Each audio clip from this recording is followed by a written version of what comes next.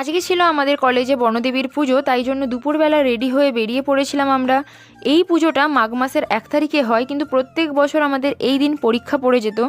এই প্রথমবার আমাদের পরীক্ষা ছিল না, তাই জন্য আমরা খুশি মনে গেছিলাম মেলাতে। প্রথমেই আমরা ঠাকুর প্রণাম করে নিলাম, তারপর দাঁড়িয়ে পড়লাম প্রসাদ নেওয়ার জন্য লাইনে।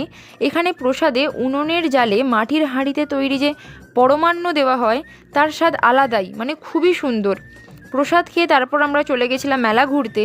আর জীবনে প্রথম হাতে মেহেন্দির এই ছাপ বসিয়েছিলাম, কিন্তু ওই যে হয় না ইনস্ট্যান্ট রিগ্রেট, সেটাই হচ্ছিল, কারণ হাতের এই লাল রং সব জায়গায় লেগে যাচ্ছিল, মানে ফোন থেকে শুরু করে জামা সবেতেই।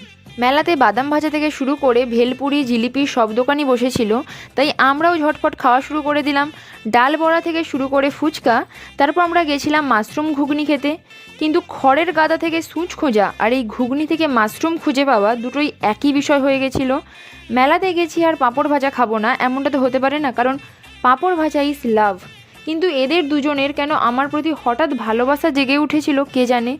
এখানে খুব সুন্দর ফুল দোকান বসেছিল, কিন্তু এরা সিঙ্গেল হওয়া সত্ত্বেও কেন গোলাপ কিনছিল তখন বুঝতে না পারলেও মেসে এসে ও যখন আমাকে ফুলটা দিল তখন বুঝতে পেরে গেছিলাম।